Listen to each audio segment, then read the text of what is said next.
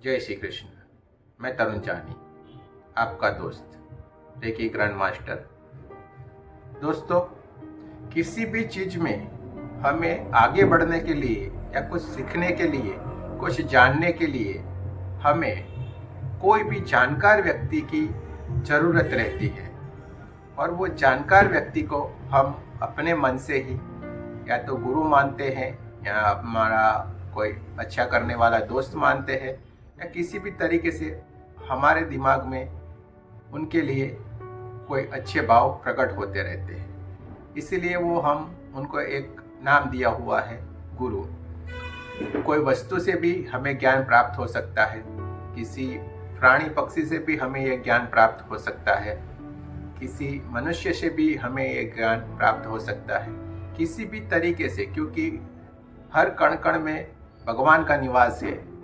तो हर कोई चीज़ से हमें कुछ न कुछ ज्ञान प्राप्त होता है, तो उसे हम गुरु मानते हैं। तो किसी भी चीज़ से हम कोई भी ज्ञान प्राप्त करते हैं तो हमें उस चीज़ की प्राप्ति होना कहते हैं।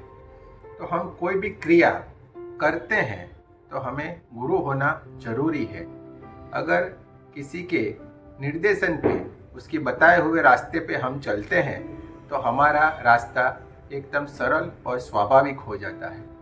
बिना किसी गुरु के हम कोई भी विद्या या कुछ भी ग्रहण करते हैं तो हमें उसमें बहुत ज़्यादा तकलीफ़ें रहती हैं, क्योंकि अनुभव जैसा कोई शिक्षक नहीं है। किसी ने भी आगे जाके वो चीज़ का अनुभव किया है और वो आपको बताता है, तो उसने उस विद्या या उस शक्ति को या उस ज्ञान को प्राप्त करने के लिए मानो 1 साल, 2 साल, 1 महीना, 5 महीना, जितना भी समय उसने उस पर लगाया है वो आपको त्वरित मिल जाती है। तो दोस्तों, आपको इसलिए जो विद्या किसी भी कुछ सीखना है तो कोई गुरु के पास से सीखिए। इसलिए तो कबीर जी ने भी कहा था कि गुरु गोविंद दोनों खड़े, काको लागू पाए, बलहारी गुरु आप की, गोविंद दियो बताए, कबीरा गोविंद दियो बताए। क्योंकि देखा उन्होंने, जाना, सब कुछ ज्ञान प्राप्त हुआ था, पर उन्होंने देखा कि गुरु और गोविंद, क्योंकि गुरु में ही गोविंद बसे। जब तक गुरु ने ज्ञान नहीं दिया होता है तब तक हमें गोविंद कौन है, कैसे है, वो हमें मालूम नहीं होता है। कोई हमें किसी इंसान की पहचान नहीं देता है तब तक हमें मालूम नहीं रहता है कि वो इंसान कौन है, क्या करता है, कौन सा होता है। किसी भी वस्तु की या किसी चीज़ की हमें पहचान कोई और व्यक्ति से प्राप्त होती है, तभी हमें ज्ञान प्राप्त होता है। तो हमारे ऋषि मुनि, हमारे आगे के जो भी ब्रह्म ऋषि थे, उन लोगों ने जो भी ज्ञान हमें दिया हुआ है, तो एक गुरु से दूसरे गुरु, दूसरे गुरु से तीसरे गुरु, तीसरे गुरु से चौथे गुरु करते करते हमारे तक पहुंच गया है। जैसे साइंस ने आज के ज़माने में तरक्की की है, इसी तरीके से ये ज्ञान की भाषा में भी बहुत सारी तरक्की हुई है। जैसे साइंस तरक्की करता जाता है, इसी तरीके से ईश्वर को भी मालूम है कि मुझे भी बहुत सारा अस्तित्व टिकाना है, तो उसने भी बहुत सारी जो विद्याएं थी, आज आप देखिए सहज में हम इंसान को प्राप्त करने लगी है।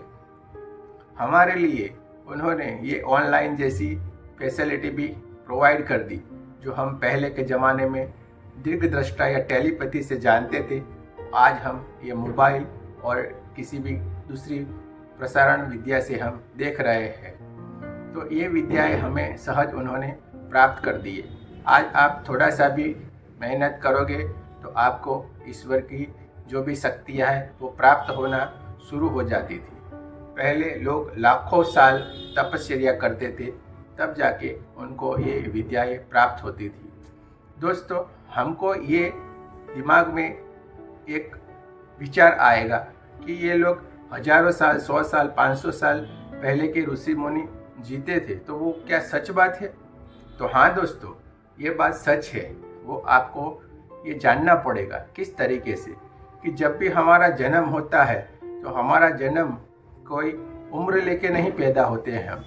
हम हमारे कर्म के मुताबिक हमारी सांस लेके हमारा जन्म होता है।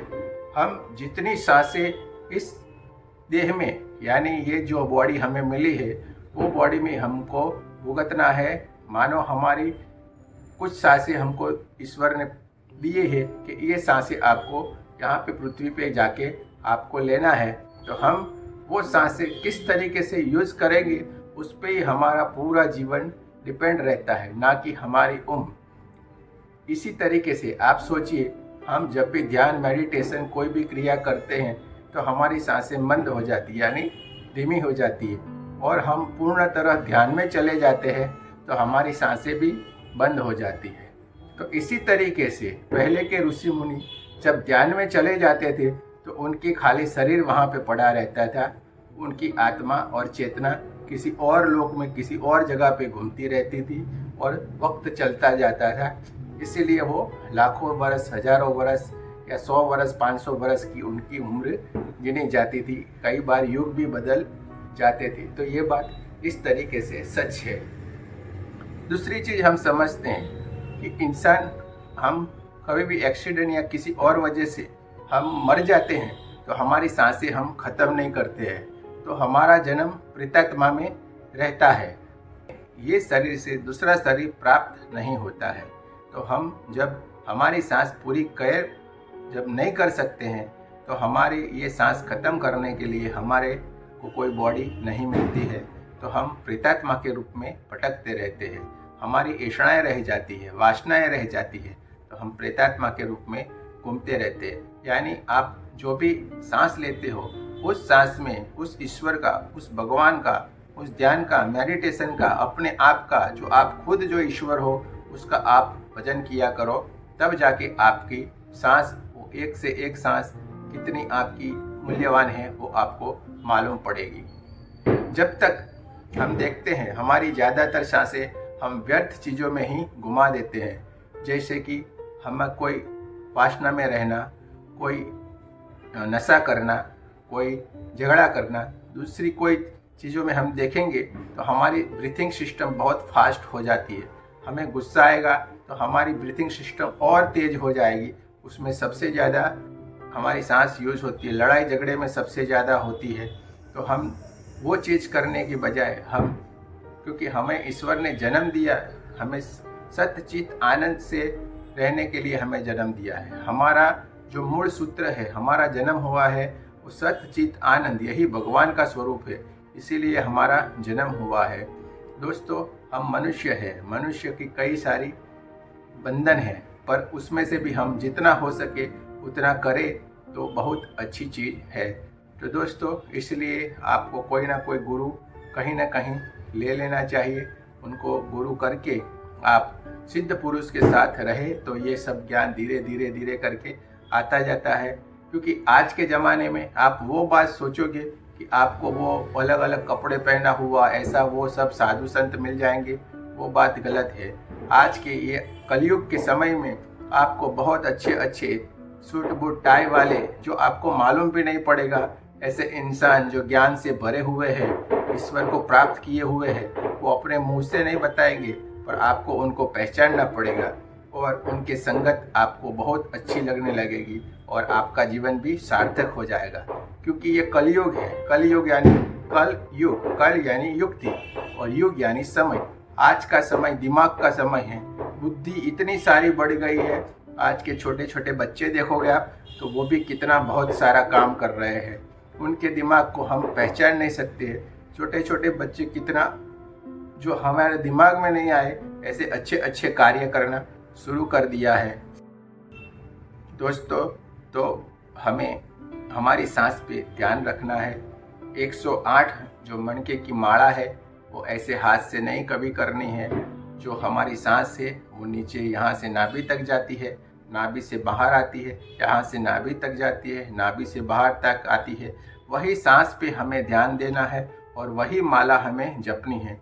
क्योंकि आप माला करोगे तो आपको ध्यान 1 मन का, 2 मन का, 3 मन का, 4 मन का, ये जो होते हैं मोती, वो घुमाने में रहेगा।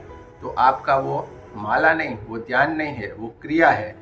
क्योंकि आपको एक से दूसरा हटाना है, दूसरे से तीसरा हटाना है, तीसरे से चौथा हटाना है, चौथा से 5वां हटाना है। और 108 हटा, उसमें आपका ध्यान रहेगा, ना कि आपका सांस पे या कोई भगवान पे आपका ध्यान रहता है। उसको क्रिया बोला जाता है। ध्यान का सीधा साधा मतलब यही है कि कुछ नहीं करना, वही ध्यान। क्या होता है वो देखते रहना है बस, और अपने सांस पे ध्यान देना है। इतना ही सरल और सीधा सा उसका मार्ग है, पर हम वो कर नहीं पाते हैं।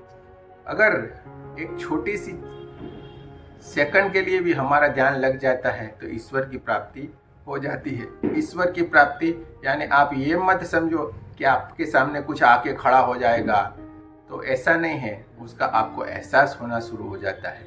जैसे ही हमारे घर में बिजली है, वो कहीं पे दिखाई नहीं देती है, लेकिन हमारे वायर से होके हमारे घर में आती है।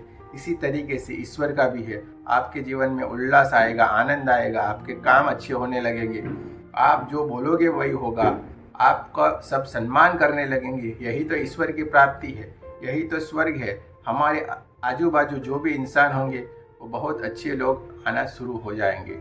तो दोस्तों, हर कोई चीज़ में गुरु करना चाहिए। अगर आप कोई भी चीज़ सीखते हो तो धीरे करके वो जो जिसको आपने गुरु बनाया है, वो इंसान धीरे करके आपको उसका ज्ञान देता जाएगा और आपका मार्ग आगे सफल होता जाएगा। दोस्तों, रेकी में भी ऐसा ही है। रेकी में भी आप कोई अच्छे इंसान से आप सीखो तो आपका ज्ञान होना शुरू हो जाएगा। रेकी दूसरा कुछ नहीं है, एक सीधी आपको सरल भाषा में मैं बताऊं तो एक ध्यान मार्ग है, ईश्वर को प्राप्त करने का मार्ग है, दूसरा कुछ नहीं है। क्योंकि जैसे आप ध्यान मेडिटेशन में से ऊर्जा प्राप्त करते हो, वैसे ही वो ऊर्जा का ही पूरा सब्जेक्ट है। आप ऊर्जा आएगी, आपके हाथों से वो बहना शुरू हो जाएगी और वही ऊर्जा से आप लोगों का कल्याण कर सकते हो। लेकिन आपके अंदर वो शुद्ध भावना होनी चाहिए। मैं एक शुद्ध आत्मा हूँ, मैं एक शुद्ध चैतन्य स्वरूप हूँ, यही भावना आपके अंदर होनी चाहिए। वैसे ही आप भावना रख के कोई भी कार्य करोगे, आपका कार्य सिद्ध होना तय है।